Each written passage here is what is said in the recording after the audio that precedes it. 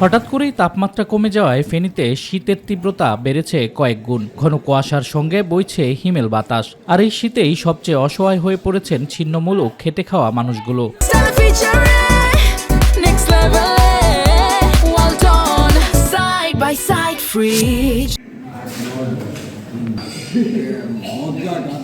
Feni rail station, Mohipal, trunk road সহ বিভিন্ন এলাকায় তীব্র শীতে ফুটপাতে আগুন জ্বালিয়ে শরীর গরম রাখার চেষ্টা করছেন অনেকে। কেউ বা পাতলা চাদর গায়ে জড়িয়ে রাস্তার পাশেই শুয়ে পার করছে রাত। রোডে কষ্ট হইতাম না, মা বাবা যদি থাকতো না, এই রোডে কষ্ট হইতাম না আমরা এই শীতের মধ্যে।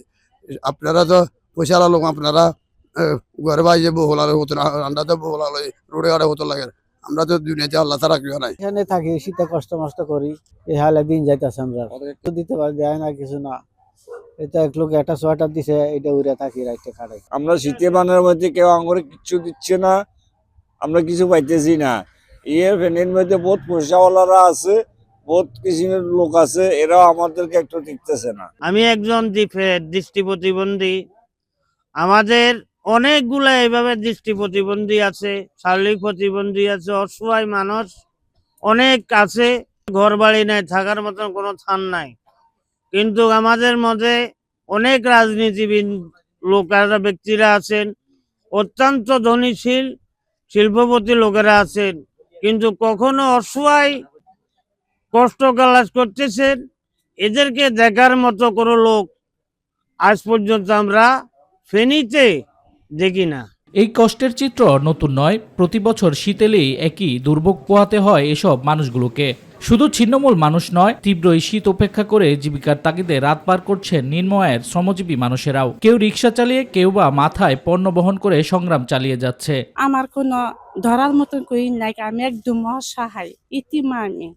আমি কোনো জন্ম ভাই বোন কোনো কিছুই নাই। মানে কম্বল একটা আমার আখরার তনে দিছে, আর এটা মাজারের তনে দিছে, এটা চুরি হয়ে গেছে গা। না মাজারের তনে আওয়ার পরে এইখান তো আসার পরে ফেনীতে থাকতেছি। যদি সবাই যদি সহযোগিতা করতো, সরকারে তা যদি কালে আমার একটা থাকার জায়গা তাও আবার হইতো, আমি গাঁও করে গ্রাম করে খেতাম। আবার চাইতে গেলেও আমার এক সমস্যা, মাথা জট হয়ে জায়গা। যা যেন দে 5 দিন 3 দিন 4 দিন উপোস করে আমি থাকি। এমনি সাইডে দিলে তোমরা তোমার মতন সাইডে দিলে খাই, নালে খাই। এই কম্বলটা 3টে কম্বল পাইছিলাম বইরে বসছিলাম, পাইছি চুরে লয়ে গেছে। পরে এই একটা কম্বল গাড়ি হচ্ছে বেলাই গিয়া গাড় টেনে খুললে কম্বল এটা গেছে। শীতের এটা ঘুমাতারি না, রাত কটা বাজে আমরা তো বই দিচ্ছি। তীব্র এই শীতে সমাজের বিত্তবানদের একটু মানবিক উদ্যোগেই পারে সুবিধা বঞ্চিত ছিন্নমূল মানুষগুলোর কষ্ট লাঘব করতে। শীতবস্ত্র আর সহানুভূতির উষ্ণতায় বদলে যেতে পারে তাদের রাতের গল্প।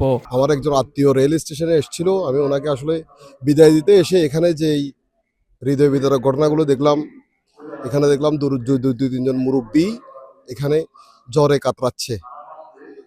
2-3 দিন প্রচণ্ড ঠান্ডার কারণে আমি চেষ্টা করেছি আসলে আমার পক্ষ থেকে যে ক্ষুদ্র প্রচেষ্টা ছিল তাদেরকে ওষুধ দেওয়ার জন্য, তাদের শারীরিক খবর দেওয়ার জন্য। ইনশাআল্লাহ আগামী 2-1 দিনের মধ্যে ইনশাআল্লাহ আমি চেষ্টা করব তাদের কিছু শীতের বস্ত্র দিয়ে সহযোগিতা করার জন্য। যেইভাবে দেখলাম আজকে 2-3 দিন যে পরিস্থিতি, শীতের যে প্রভাবের কারণে মানুষ এখানে জ্বর, শরীর ব্যথা, মাথা ব্যথা নিয়ে কাতরাচ্ছে।